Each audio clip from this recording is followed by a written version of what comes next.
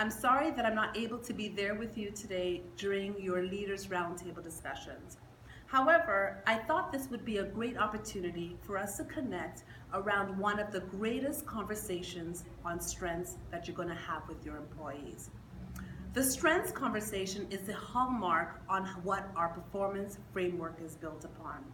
You see, it is during this conversation that we have the greatest amount of impact on increasing the performance of our employees. In fact, the research suggests that you can improve the performance of your employees by greater than 36% by focusing on their strengths and not their weaknesses. So let's go through some tips that I think will be beneficial for you as you have your conversations with strengths with your employees. Tip number one, keep an eye out for areas where you can see your employees' natural strengths. So spot them in areas where perhaps you see them operating in creativity or curiosity, or a place where you see them where they're naturally good. Tip number two, use the tools that have been provided to you to help you with this conversation on strengths. The first tool that I want to draw your attention to is the Strengths Finder book.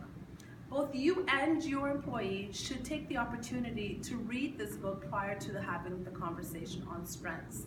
Within this book, there is a questionnaire. Have your employee complete the questionnaire. It will provide you with a language on how you can identify what your natural strengths are. Another tool that has been given to you is a predictive index. The predictive index is a personality test. It's a personality assessment. During these personality assessments, you get the opportunity to figure out what your employees and what your character strengths are.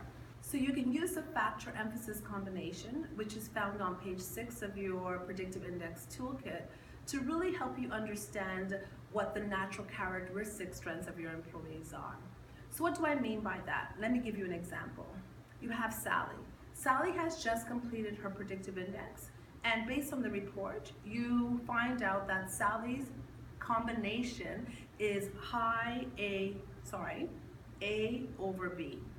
This indicates that Sally is task-oriented, she's a great problem solver, and she likes creativity. She likes to operate in the strength of creativity.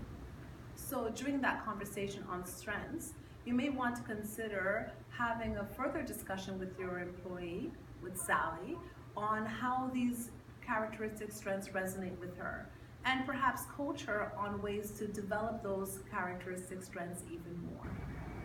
Tip number 3. Give your employees the opportunities to play and develop their strengths. Allow them to play in their strength zone as much as possible, and allow them to develop their strengths even further.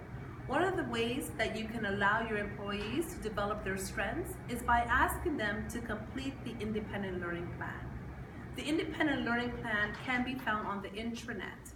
It's really a roadmap on how they are planning to achieve their independent learning objectives.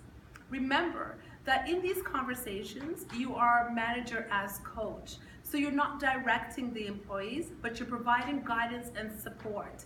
The independent learning plan is the employees.